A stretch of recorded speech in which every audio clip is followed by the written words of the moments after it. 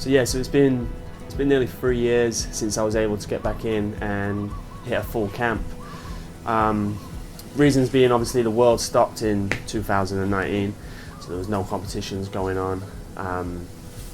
So that was a main part that took a whole year out of not just mine, but a lot of athletes' lives, you know. But during that time, I wanted to still try and find a way that I could compete. So a little bit later on in the year, I flew out to Indonesia and started training. Unfortunately, I got quite ill out there. Started to pick up a bit of a stomach problem, and things just got real bad real quick. So I spent the biggest majority of a month inside the hospital over there, and I was just losing kilos rapidly, losing weight, losing the ability to stand up. Throughout the whole time that I was there, I'd just be in and out of sleep. I wasn't able to stay awake for most of the time. So yeah, I flew home, same thing, back in hospital at home. No one could really work out what was going on, but I just kept getting in a worse state as time went on.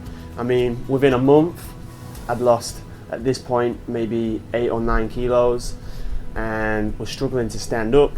Going for a walk and things like that was just completely out of the question. I basically had to go back home and live with my family because I needed people around 24 hours of the day. There was times when I was so weak, but man, I didn't even want to go to sleep, because like when you can't physically talk back to somebody, you're in a position where you don't know what's going on, you know. So it was a pretty scary time, to be honest. I was lucky when I went back home. I have a good circle around me, and they were helping me find other doctors and stuff. So we were trying all different kind of things, trying to get back to some health.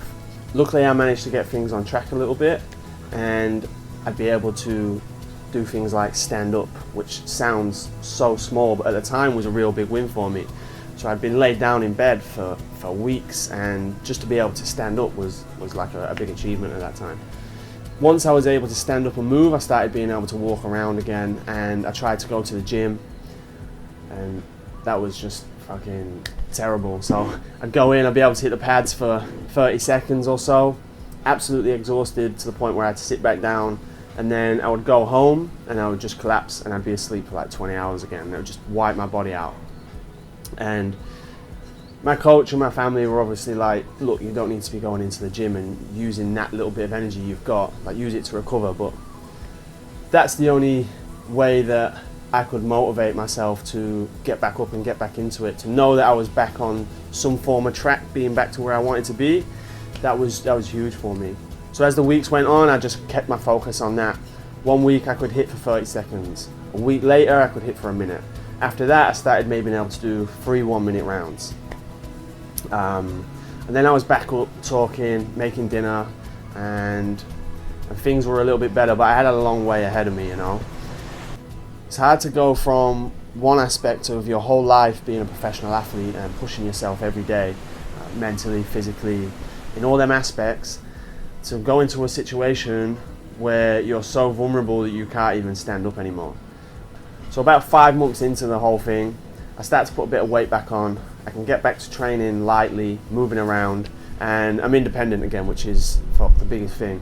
Like, as a 27-year-old guy, the last thing that you want is that independence gone, where you can just do things for yourself, obviously. So I moved back down to London, and I'm back with my coaches, and my whole focus is just getting myself fit and prime and ready to compete again.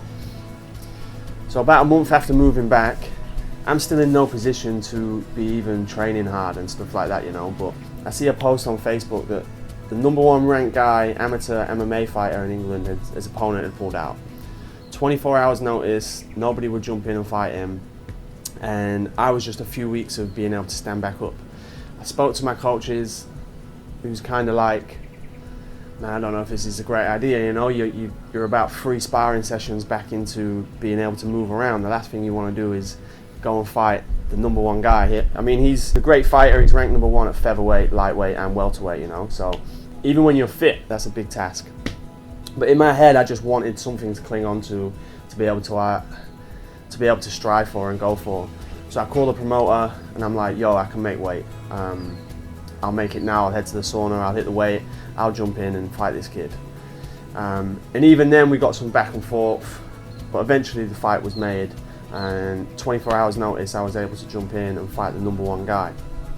I mean, most people thought I was mad just doing that, but they had no idea of the backstory that was going on in the 5 months prior to that. That 3 months I couldn't stand up and make my own cereal. And you fast forward a few months and I'm jumping into the cage with the #1 dude. But nothing changed in my head. I still had that bulletproof mentality that I knew I could still go in and put on a great performance, you know, and I still did. I felt real good in there, still felt strong.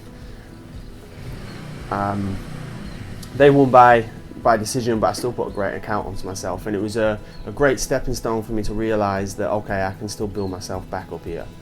And then I'm probably about 3 months back into this routine, and then I start getting hit with real bad fatigue. So I'd been through the mill, I'd come back out of it and I thought everything was good. And then I started getting hit in with this. I would finish training and I'd need to just go home and sleep for hours.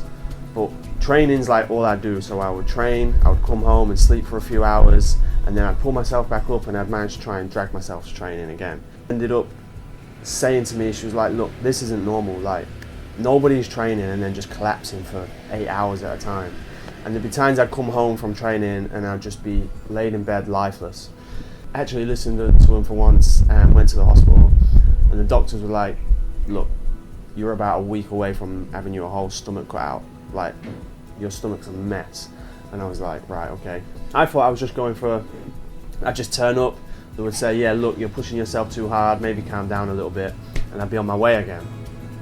Ended up being in hospital for like 2 weeks. And at that point I realised, all right, this is probably pretty serious. And I took like a good month to focus on that and managed to spend the time that was needed for things to get a little bit better. From there, I started to take accountability for everything that I needed to inside of being an athlete, from my sleep and my recovery and the foods that I was intaking, and then everything kind of fit into place. I started to get a lot healthier, and because I took control of all those variables, the situation just got better over time. So yeah, going into those moments and having them things taken away from you starts like a whole new fire inside of you. When you know that these things can be pulled away, you realise how much they mean to you. And that's not even just fighting, that's when you're in these dark positions, when you're laid in bed, basically lifeless, 15 kilos under, not knowing what on earth is going to happen to you. It makes you realise what actually matters to you properly, you know, and that's always going to be the people that are around you. And I've just clipped onto those thoughts of what actually matters, what I want to do, and just bring them in together, and just now I'm hyper focused on them things that I actually care about, you know. So that's why being back and being able to compete means so much to me, because I've had it all stripped away. I mean, even when I was in the hospital the second time, the doctor was like, look, if this happens, you're probably not going to be fighting again. To have that initially maybe being taken away, to have it brought back, is like having another lifeline.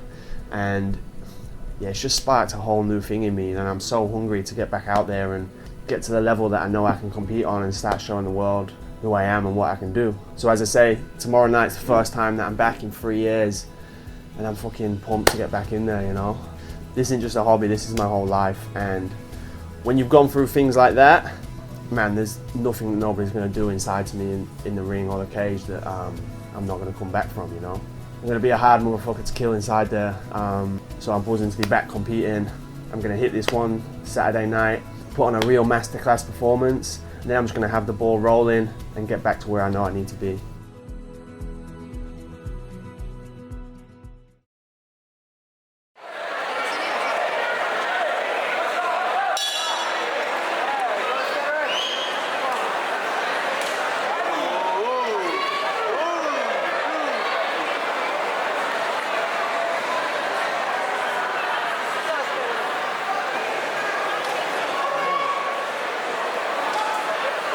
Konsen banget ya.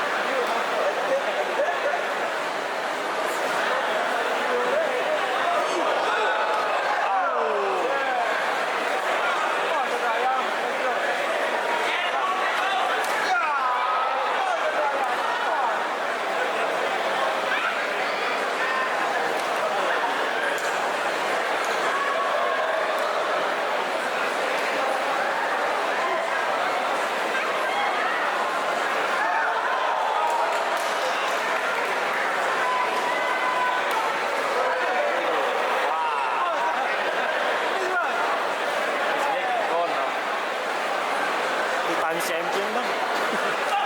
Ya? Ya. Wih, time champion. 2 kali champion. Kali? Oh, UK. Ya.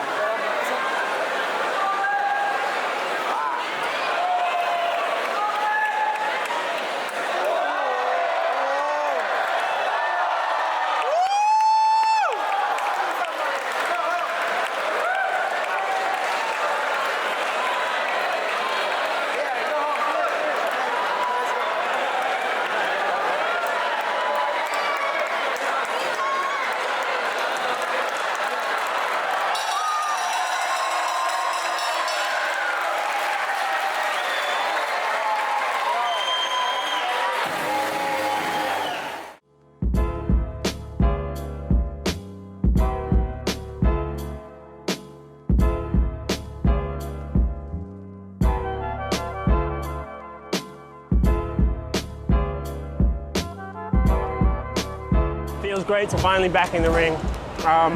3 years since I've been able to do a proper camp and finish it with everything going on, restrictions and all that sort of stuff. So to get in there, what I wanted to focus on tonight was just composure. Be real alert when I was in there. And straight away, I've never been so composed when I've been fighting, and I feel like I've got this whole new level that I've developed, and I showed a bit of it tonight, but I have so much more that I'm ready to show. Yeah, so my main focus now is going to be in MMA, but I love to dip in. Kickboxing and Muay Thai always has my heart, so I love to be able to go in and compete under these rules. But these fights are now just building blocks for me to build up my confidence, build up ring time and stuff to be able to come over and show this same level in MMA when I go professional in there.